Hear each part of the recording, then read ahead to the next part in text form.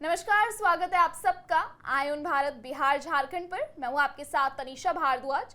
जैसे कि आप सबको पता है, बिहार में इस साल के अंत में विधानसभा चुनाव है और हर पार्टी दम लगा रही है कि वो किस तरीके से बिहार में एनडीए को मात दे सके। चाहे वो बात हो महागठबंधन की या फिर कांग्रेस, जो बिहार में अपनी सत्ता खो चुकी है। लेकिन इसी बीच कांग्रेस ने एक बिहार की राजनीति में नया दांव चल दिया है। भूपेश बघेल ये कांग्रेस का नया इक्का भी बोल सकते हैं हम इन्हें, जो वो चलने जा रही है बिहार की राजनीति में। इस वक्त मेरे साथ स्टूडियो में मौजूद है स्नेह श्रेयस। तो इसी चीज पे हम स्नेह श्रेयस से आज डिस्कस करेंगे, वो क्या सोचते हैं। मैं उनसे कुछ सवाल भी पूछूंगी जिसका जवाब वो सीधा हमारे दर्शकों को देंगे। क्या बिहार में कांग्रेस की नेतृत्व क्षमता इतनी कमजोर हो गई श्रेयस कि उसे 800 किलोमीटर दूर से भूपेश बघेल जैसे नेता को लाना पड़ा? बिल्कुल, जैसा कि आपने कहा कि सभी पार्टियां जो हैं वो एड़ी चोटी का जोर लगा रही हैं, लगाना भी चाहिए।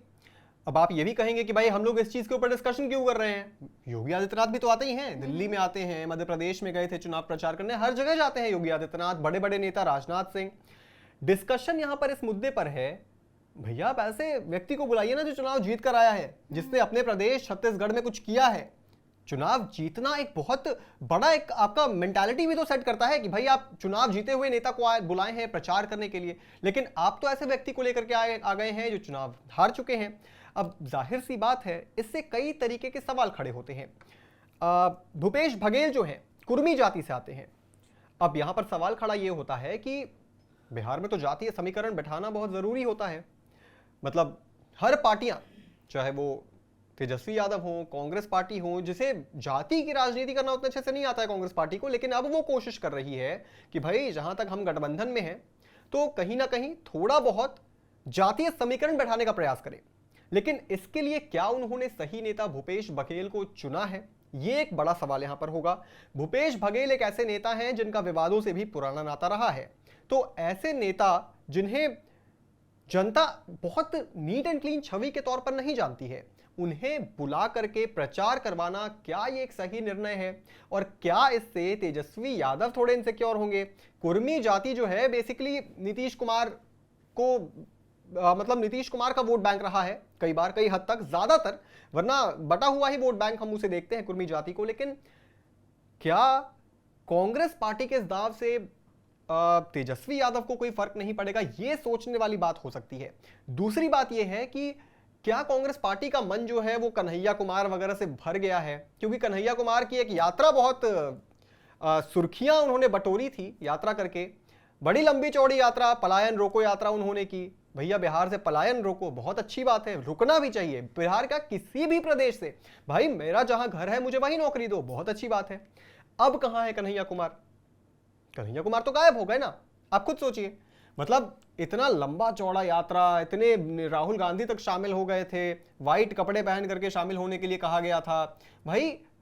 तो अब आप कन्हैया कुमार से तो पूरा ध्यान आपका डाइवर्ट हो चुका है, अब आप आ गए हैं भूपेश बघेल के ऊपर। अब ये चुनाव प्रचार करेंगे, लेकिन बिहार के अंदर छत्तीसगढ़ 800 किलोमीटर, जैसा आपने बताया, इतने दूर के नेता जिन्हें बहुत मुश्किल से कभी बिहार में देखा गया होगा, और बिहार में भूपेश बघेल का भैया कुछ वैसा जलवा नहीं है, ठीक है।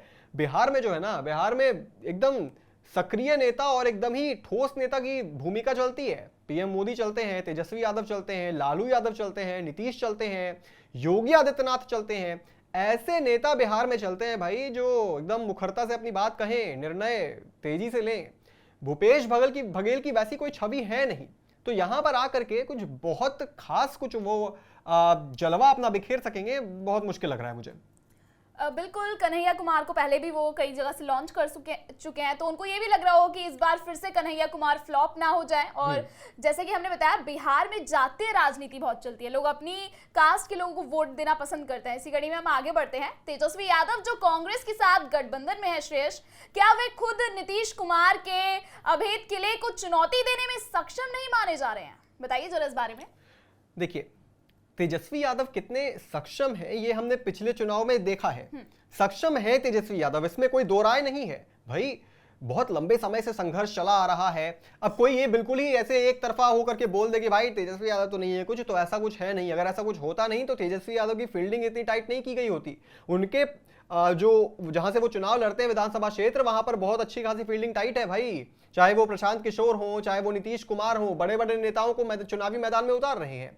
तो ऐसा नहीं है कि तेजस्वी यादव जो है एकदम ही फ्लॉप नेता है, वो बहुत बड़े नेता हैं, बहुत बड़ा खतरा है अभी एनडीए के लिए। लेकिन भूपेश बघेल तक का जहां तक आपका सवाल है कि तेजस्वी यादव के नेतृत्व पर सवाल करने वाली जो बात है भाई, नेतृत्व पर सवाल तब उठते हैं जब आपने ढंग से किसी चीज का नेतृत्व किया है। तेजस्वी यादव ने अभी तक कोई खासा नेतृत्व किया नहीं है। पिछला चुनाव था, चुनाव हार गए थे, फिर भाई नीतीश कुमार के साथ मिलकर के सरकार बना ली। तो चुनाव हारे हुए को आप कोई नेतृत्व का उदाहरण थोड़ी दे सकते हैं। अब भाई अभी जैसा कि हमने अभी जिक्र भी किया है, विराट कोहली रिटायर हो गए भाई, आप विराट कोहली की लीडरशिप का आप उदाहरण देंगे या फिर आप उदाहरण देंगे जिम्बाब्वे के कैप्टन का? जाहिर सी बात है, जो कुछ कर चुका है अपनी जिंदगी में, कुछ बहुत बड़ा हासिल कर चुका है, चुनाव जीत चुका है, तब हम उसका उदाहरण देते हैं। हम पीएम मोदी का उदाहरण देते हैं कि वो लगातार चुनाव जीतते आए हैं, तब उनकी बात होती है। हम नीतीश कुमार का उदाहरण देते हैं कि भैया सरकार किसी की भी हो, नीतीश बाबू ही सीएम रहते हैं, तो ये भी एक उदाहरण की बात है। लेकिन बात अगर नेतृत्व की है तो तेजस्वी यादव का नेतृत्व मुझे कहीं से उतना सही लगता नहीं है।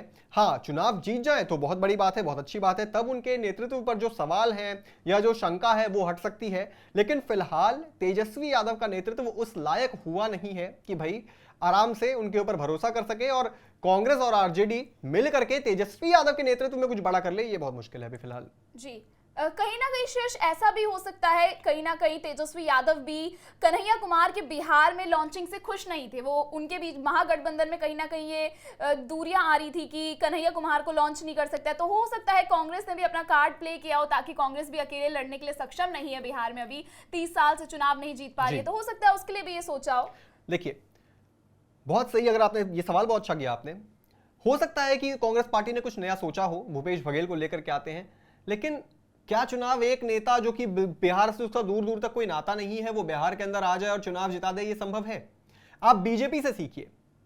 मध्य प्रदेश के अंदर और आपके ऐसे 2-3 राज्य हैं, छत्तीसगढ़ के अंदर, यहां पर बीजेपी ने पहले 10 साल में, जब उनकी सरकार नहीं थी, राजस्थान के अंदर भी उन्होंने कभी चुनाव जीतने के बारे में नहीं सोचा।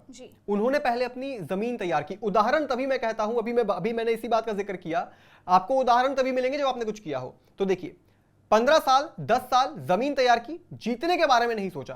5 साल 10 साल कड़ी मेहनत करिए, आप जीतने के बारे में अभी क्यों सोच रहे हैं भाई? आपका कांग्रेस पार्टी की बिहार में कोई ना बिसात है, ना वो जीतने की क्षमता है, ना कोई एक नेता है। अगर कोई एक नेता होता कांग्रेस पार्टी के पास तो भैया आप अंदर आप प्रचार करवाते ना। भूपेश बघेल 800 किलोमीटर दूर से आप बुला रहे हैं, तो कहां से भाई आप क्या सोच रहे हैं, कुछ समझ में आ नहीं रहा है, पहली चीज। दूसरी चीज कि अगर आपके पास नेता होता तो आप उनसे करवाते चुनाव प्रचार। आपने बुला लिया भूपेश बघेल को, तो आपने अभी कुछ उखाड़ा तो है नहीं चुनाव के अंदर बिहार में, तो आप पहले ये करते कि 5 साल 10 साल लगा करके आप तैयारी करते बिहार की। आपको चाहिए कि आप कोई मेहनत ना करें और हम सीधे तौर पर हाथ में हमें कटोरे में सत्ता मिल जाए, ऐसा होने वाला नहीं है। आपको पहले 10 साल कम से कम तैयारी करनी होगी, अपने नेता खड़े करने होंगे। कन्हैया कुमार कोई बहुत बड़ा चेहरा नहीं है, उल्टा विवादित चेहरा है। उनसे जुड़ा हुआ कितना विवाद है, गिनाने पे आ जाऊं तो भाई वीडियो बहुत लंबी हो जाएगी। कन्हैया कुमार कोई बहुत बड़े नेता नहीं है, तो उनसे अपना मोह भंग करना पड़ेगा। पहली बात, मोह तो भंग हो ही चुका है, क्योंकि भैया पलायन रोको के बाद तो कन्हैया कुमार आते ही नहीं है टीवी पर कभी भी। एक यात्रा कर ली राहुल गांधी की तरह, फिर वो भी नील बटे सन्नाटा हो गए। दूसरी चीज कि भूपेश बघेल, जिनको अपने जिक्र कर रहे हैं बार बार हम लोग अभी अपने वीडियो में, उनसे जुड़ा बहुत सारा मामला है। शराब घोटाला सबसे पहले अगर ऐसा बात करें तो ईडी ने छत्तीसगढ़ में शराब घोटाले के सिलसिले में भूपेश बघेल के निवास सहित 14 स्थान पर छापेमारी की थी। इस घोटाले में 2100 करोड़ के गबन का आरोप लगा था उनके ऊपर। दूसरा, महादेव सट्टा ऐप, भूपेश बघेल पर आरोप है कि उन्होंने महादेव ऑनलाइन सट्टा ऐप पर 501 करोड़ की रिश्वत ली थी। यह बहुत बड़ा आरोप है। 2017 में सेक्स सीडी का एक मामला आया था। 2017 में कथित तौर पर अश्लील वीडियो के मामले में भूपेश बघेल पर भाजपा नेता राजेश मूणत को फंसाने का आरोप लगा। यह एक बड़ा चीज है, उनके ऊपर आरोप लग रहे हैं। सुरेंद्र दास दाऊ से विवाद हो गया था उनका, यह एक बहुत चर्चित विवाद रहा। ईडी पर राजनीतिक बदले का आरोप भूपेश बघेल ने लगाया था कि जो ईडी है वो राजनीतिक बदले की भावना में काम करती है। इनसे वो बहुत ज्यादा घिर गए थे।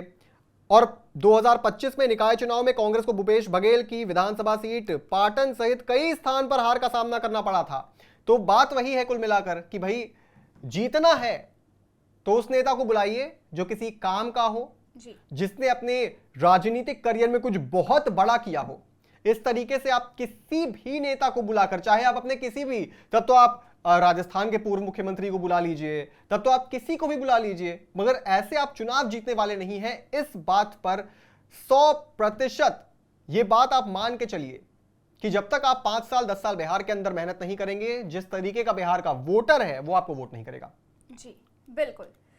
लेकिन क्या भूपेश बघेल की एंट्री से तेजस्वी यादव की नेतृत्व क्षमता पर सवाल खड़े हो सकते हैं? क्योंकि लालू के बाद अगर किसी को हम देख रहे हैं नेतृत्व करते हुए तो वो है तेजस्वी यादव। और हाल ही में तेजस्वी यादव ने भी खुलकर बोला था कि हम पूरी एड़ी चोटी का दम लगा देंगे बिहार में एनडीए को हराने के लिए। इस बार महागठबंधन ना बिखरेगा, ना हम बिखरने देंगे। जी, ना बिखरेगा, ना बिखरने देंगे, बहुत अच्छी बात है।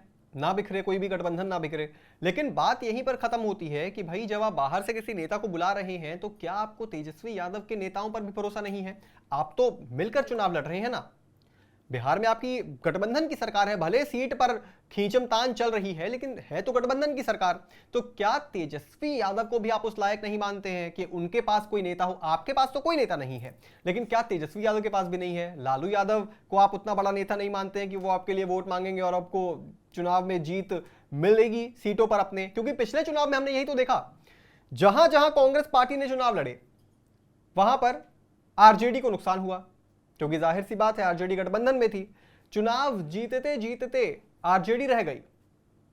इतनी मेहनत करी, एकदम एक वक्त में जब हम देख भी रहे थे, जब पोल्स गिने जा रहे थे किसको कितने वोट मिले, कौन सीटों पर कौन आगे है, एग्जिट पोल्स, उस पर भी भाई लग रहा था कि तेजस्वी यादव जीत जाएंगे। लेकिन फिर वही पासा पलट गया, कांग्रेस पार्टी जहां जहां लड़ी वहां वहां हारी और तेजस्वी जो है वो सीएम बनते बनते रह गए। उसके बाद क्या कुछ हुआ, कितना ड्रामा हुआ बिहार की राजनीति के अंदर। आ गए आपके लालू यादव, नीतीश कुमार के साथ वो गठबंधन में आ गए तेजस्वी, डिप्टी सीएम से फिर संतुष्ट उन्हें होना पड़ा। और अब फिर वही स्थिति है कि नीतीश कुमार बार बार ये बात चिता रहे हैं कि भाई मैं अब इधर उधर नहीं जाने वाला हूं, चाहे क्योंकि लालू यादव तो ये कह चुके हैं कि भाई नीतीश कुमार के लिए हमारे दरवाजे हमेशा के लिए खुले हैं। लेकिन नीतीश कह चुके हैं कि हम कहीं नहीं जाएंगे। नीतीश के बेटे जो है निशांत कुमार, वो ये कहते हैं कि बिहार में अभी नीतीश कुमार की ना तो उतनी उम्र हुई है और ना उनसे ज्यादा तजुर्बे वाला कोई नेता है, तो सीएम तो नीतीश कुमार ही बनेंगे। अब धीरे धीरे जो है बिहार का चुनावी पारा बहुत गर्म होता जा रहा है। तो आने वाले वक्त में देखना यह बहुत दिलचस्प होने वाला है कि बिहार की राजनीति जो है वो बाहरी नेताओं से चलेगी या फिर बिहार के अंदर ही कोई बहुत बड़ा नेता उभर कर आएगा। लेकिन क्या श्रेयस, बाहर से लाए गए नेता बिहार की जातीय और सामाजिक संरचना को उतने अच्छे से समझ पाएंगे जितना एक बिहार का नेता समझ सकता है, या जितना लालू यादव ने बिहार की राजनीति को समझा है? या बहुत एक्सपीरियंस नेता है, कुछ भी बोलो, नेता लालू यादव काफी अच्छे हैं और महागठबंधन की काफी सारी नीतियां ऐसी जो एनडीए को चुनौती दे सकती थी इन चुनावों में। लेकिन अब ये जो कांग्रेस ने नया कार्ड प्ले किया है ये, और वो भी बाहर से लाना ये नेता को, क्या ये बिहार के चुनाव में एक नई चुनौती नहीं खड़ा कर सकता है, मतलब कांग्रेस के लिए खुद ही? देखिए, जैसा कि आपने कहा कि बाहर से बुलाया हुआ नेता क्या बिहार के अंदर उस जातीय कार्ड जिसको बोलते हैं, जातीय संरचना, एक अभेद किला बन जाता है। जात का जो खेल होता है बिहार में वो जबरदस्त होता है, एटलीस्ट वोट बैंक के टाइम पे। बाहर का नेता चाहे वो कोई भी हो, वो कितना भी बड़ा नेता हो, मैं तो कहता हूं बीजेपी के बड़े से बड़े नेता जो दूसरे राज्यों में भी चुनाव जिताते हैं, उन्हें भी यहां पर आकर के थोड़ी बहुत सलाह मशवरा करने की जरूरत जरूर पड़ती होगी, क्योंकि बिहार का जो वोटर है ना वो कब किस तरफ स्विंग हो जाए वो कोई नहीं बता सकता है। पहला तो जाति कार्ड है ही, जात देखकर बिहार में आज भी वोटिंग होती है। इस बात को अगर कोई स्वीकार करने को तैयार नहीं है तो वह बिहार की राजनीति को समझ नहीं पाया है। जात देखकर अभी भी बिहार के अंदर वोटिंग होती है, जात देखकर अभी भी लोग अपना नेता चुनते हैं, जात देखकर अभी भी वोट की वो जो पेटी होती है, ईवीएम मशीन, उस पर अंगूठा लगाया जाता है। तो बिहार के अंदर जातीय कार्ड चलेगा। कुर्मी चेहरा देख करके इन्हें भूपेश बघेल को बिहार में लाया गया है। कुर्मी जाति नीतीश कुमार का वोट बैंक रहा है।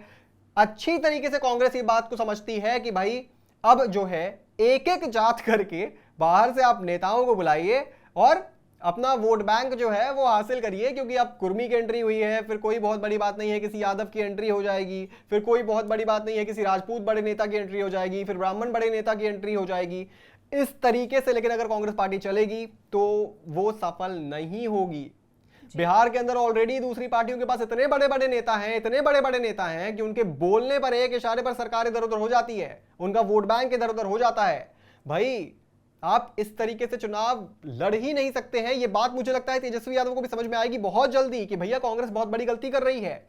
या तो कांग्रेस को रोको इस तरीके की गलती करने से, या फिर भाई अंतिम समय में जो आपका गठबंधन है उसको भाई थोड़ा सा नजरअंदाज करो, मोह माया भंग करो, अकेले ही चुनाव लड़ो।